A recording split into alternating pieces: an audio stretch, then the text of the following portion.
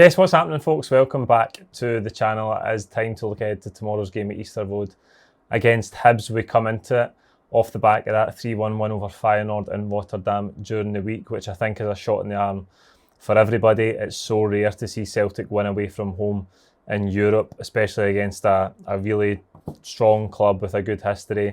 Okay, not in a great moment in themselves in terms of the run of form they've been on, having that section of the stadium closed the other night as well, but a first European away win in 4 years, and I think for Celtic to win in that manner away from home at any time is really good to see, and I think it puts us back in contention of finishing in the top 24 in the Europa League as well, which before Thursday night looked like it was becoming very, very unlikely, and getting to impossible as the games were going by. If we get beat the other night, you could effectively kiss goodbye to it. So a huge win for us, a huge a huge compliment to Martin O'Neill that we've been able to go and win that game.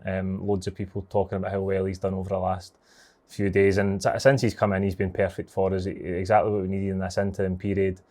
To see Celtic winning in the Netherlands 3-1 away from home, it's reminiscent of Ajax all those years ago. And I think, like I say, he's done brilliantly in this short period of time. I think tomorrow will be his last game. Let's hope we can get 3 points and send him off on a high. I think only the Midtjylland game, maybe St Mirren as well, where we really dug it out in the last minute, but it was a poor performance. Midtjylland was the only real disappointment since he's come in and took over the team. And I think, like I say, him and the coaching staff deserve huge credit because they've done well in difficult circumstances.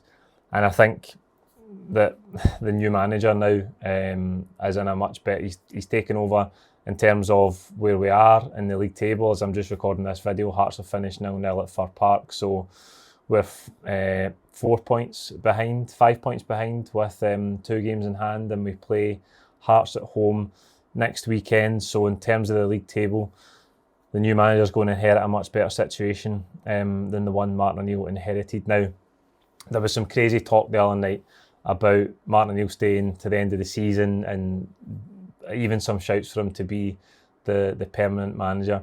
I don't think anybody wants that. I don't think Martin O'Neill wants that. I think he felt compelled to stand in, steady the ship, get a taste for it again.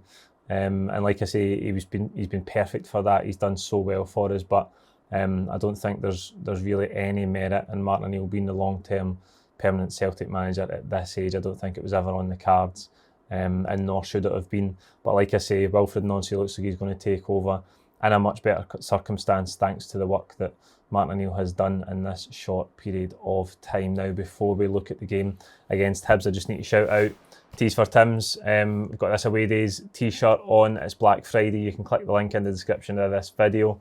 Check out their entire range. T-shirts, hoodies, you name it. You can use the code CFTV for 10% off as well. So get over there and check out the savings this weekend. Now, Hibs tomorrow. We don't have a good record at Easter Road at all. It tends to be probably once a season we'll go there and get beat or really underperform. So it's not a venue that you really expect Celtic to have an easy day at. And tomorrow, off the back of Thursday, I think there will be a bit of mental and physical fatigue. When you go away from home in Europe, sometimes you get beat. You say it's difficult to come back to the domestic game, but even after a win, you've been on that high, but it still takes a lot out of you mentally. So I think tomorrow's a huge game for us, and we're talking about the situation in the league table with Hearts drawn at Fir Park. We've got Dundee during the week before we face them at Celtic Park next Sunday, and tomorrow's a big game in terms of getting us back to the top of the table. Hibs are currently sitting 4th.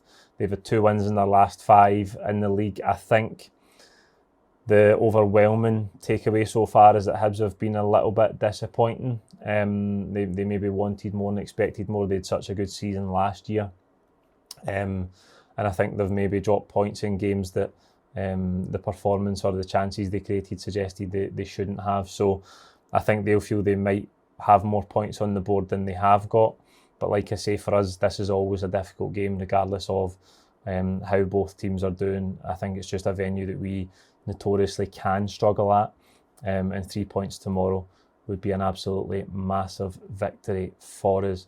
Now, turning our attention to that managerial appointment, it looks like it will be confirmed. I would expect the announcement to be on Monday of Wilfried Nancy as the next permanent Celtic manager. Tuesday at the latest. The talk was that he would be in the dugout for this game against Dundee, and if tomorrow is Martin O'Neill's last game in interim charge, then he certainly will be in the dugout at Celtic Park on Wednesday. So we'll wait with bated breath for that announcement. I'm looking forward to it. I get that people have reservations about the appointment. I've got reservations as well. He is untested in Europe. I think he's done a good job in North America with Montreal, with Columbus Crew. I think the brand of football is appealing. I've got reservations about the formation in terms of Celtic playing 3 centre halves, if that is how it's going to be, if he's going to play 3-4-3. Celtic playing 3-4-3 in domestic games where we've got loads of the ball and teams are sitting in a low block, I'm not sure, but we'll see how it goes. I'm excited about him because he is an unknown quantity. I think 5 or 6 weeks ago, most of us had very little idea about who Wilfried Nancy was and the work that he'd done. I think it can be an exciting appointment. I think he's going to need the proper tools to do his job, and I think that he can come in and be successful. But like I say, it's a name from left field. It's an appointment from left field. It does have a Postecoglou feel about it. I'm not comparing those two as managers, or I'm comparing their experience or their style of football or anything like that. It's just got the hallmarks of Postecoglou because he's a bit of an unknown quantity and we don't really know what to expect. So I'm intrigued to see how he gets on. I'm excited about it. I think there's lots of things going on at the pitch. Lots of things going on at the club on and off the pitch, but I think the manager will receive the full backing of the Celtic support like all managers have done previously. The action and the sort of protest against the board will continue in many different ways, but I'm sure there'll be an intention not to let it affect what's happening on the pitch with the team and with the new manager. I think there's going to be some different forms of protest in the next week or two, and I think it's right that continues, because the thing I can believe it because I half expected it, but Celtic get a good result the other night and you've got people crawling out the woodwork going, see, the board are doing a brilliant job, and it's like, you just can't believe that somebody would even respect themselves that little to say that. I mean, this is not about a one-off result in Europe, and in fact, if we want to look at the other night as an example of just how rare it is, 6 wins in 65 European away games for Celtic over the last number of years,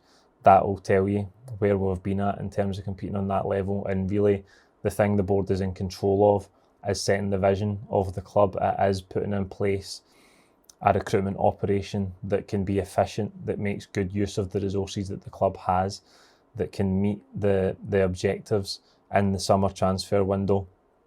And they haven't done that time and time again over the years. Winning against Feyenoord the other night does not change anything. It doesn't change either the way that they've handled this entire situation since the summer, or the treatment they've given to the supporters who have had questions and been critical, and it doesn't change any of the quite incredibly antagonistic things that Ross Desmond said in a statement, for example. All of those things are still the same, and it'd be ridiculous to suggest otherwise on the basis of one result. So the protests are going to continue. The new manager will come in. I'm looking forward to seeing him. I can't wait to see what his teams are like, how they play, what they produce on the pitch. But like I say, the bigger problems in the background at Celtic do not go away with one European away victory. It's about how the club is structured, and I think that still needs to change. Now, let's turn our attention then to the team for tomorrow. Like I say, there is maybe concerns about a couple of players from the other night. Players that put a lot into it. A couple of wee knocks and niggles towards the end. Schmeichel will be in goals. One of those players who got a knock towards the end was Kobe Donovan, and I was delighted to see him come in. I did say in the starting 11, even though I put Ralston in, I would like to see Donovan play. First start since Tynecastle. Did very well. He was key in the build-up to that third goal that killed the game for us, but I think, again, just looked competent. He didn't really... I think Tynecastle was a difficult day for him alongside Dane Murray on the right-hand side of that defence, but I think other than that, he'd looked competent up until then, and then the other night didn't look out of place at all. And like I say, good cross in for Maeda to set up Nygren for the third goal. So a good night all round for Donovan. Now I'm just going to put Ralston in because I believe he's injured. I think Kobe Donovan might be injured. Martin O'Neill said it was quite a nasty stamp on his left foot. It was bleeding. It looked quite bad. They'll assess him and see how he is. I just think that might keep him out. Now, if he's fit, by all means, I'd like to see him start, but I'm just going to go on the basis that he's injured after that knock late in the game the other night and put Ralston in. Trusty, Scales, Tierney to complete the back four. I think they all did well the other night, and I think, to be honest, Trusty, in terms of his performances in Europe, has been really good. I actually find it difficult to fault him when he's just got out and out defending to do. I think it was solid again the other night, excuse me, and I think Scales as well alongside him. And Tierney again playing back-to-back games with Sirachi being out. I know that there was some changes there at St Mirren, but I think Kieran has been doing better. I think the games will be helping him. I think even the moment he had for Scotland will be helping him in terms of his overall confidence and how he feels about taking to the pitch after a long, difficult period for him. I think that will really have helped him. But I think he'll start the game. Sirachi will take some part in it. I was actually going to put Sirachi in for the start, but I just think because he's been out for a couple of weeks now, I find it difficult to know how his condition is. So we'll see if the manager puts him in, but I think it will be Kieran. I've gone McGregor, as you can see, Hatate and Engels. I think they've both done enough the other night to keep their place. Did put a lot of work into the game. I talked about it beforehand. Would we see a good Vio Hatate performance or a bad Vio Hatate performance? We got a good one, a very good one. I think he was the best player on the pitch. Deserved a Man of the Match award. I think he was really, really good. And again, some comments that we are harsh on him, and that may well be the case. You may well think that we are harsh on Vio Hatate, but it's just because he's got such an abundance of ability. And there has been a real lack of consistency. If he could perform like that week in and week out, or he had done week in and week out for the last 4 years, I think there would have been numerous suitors for Hatate's services. Now, I'm not saying that I wish that was the case. I'd like to keep all the good players at Celtic forever, but what I'm saying is if he can perform consistently at a high level over his time here, there would have been clubs coming to try and get him, and that has never really materialised, and that tells you where the consistency has been. I love him as a player. I think his attributes and what he brings to the team are brilliant. I really, really like him as a player, but I think the consistency has let him down at times. It was great to see him perform in that way. On Thursday, he got an assist, a really clever assist for Yang's equaliser. He scored just before half-time, albeit it's a gift from the Feyenoord goalkeeper, but he still has to put it away, and I think all evening he played really, really well, so that's encouraging to see. But again, can he back it up? Can he go on a run of performing at a high level? Let's hope he can. And Engels alongside him, I thought the other night put in some really good work against the ball. I mentioned that tactical foul in the full-time reaction. Not things you associate with Engels doing the dirty side of the game. He was barking out orders at times as well. Really stood up. And like Hatate, I suppose, alongside him, you're looking for him to put a string of performances together and show us that he's determined to be a first choice midfield player for Celtic, and that's about winning in Europe on Thursday, but then performing domestically on Sunday at a tough domestic away venue, going and performing week in and week out in Europe domestically. That's how you become a good Celtic player, and it's that consistency we're looking for from Engels as well. Now, front three, Dyson played through the middle during the week. I think Yang did well. I think he did very well, in fairness. I think we could maybe see him keep his place in the team, but it was from the left-hand side. I'm going to put him on the right-hand side, and I think we'll see Tenekte come in and start on the left. Now, the thing with Tenekte is he didn't start during the week. He's been disappointing in terms of his output. We talked about that during the week as well. And I think the big takeaway in terms of Tenekte and the other night is when he came on, he looked a bit slow. He was a bit slow. I know it's difficult to come onto a game. You're hanging on to a 2-1 lead at the time. He had a really good ball over the top for him, where I think if he took a better touch, he would have been in on goal.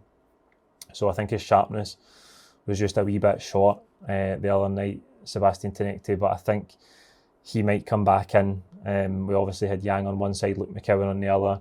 You could say it was harsh on McCowan if he doesn't start this game as well, but I feel like the wide positions are the easier positions to rotate.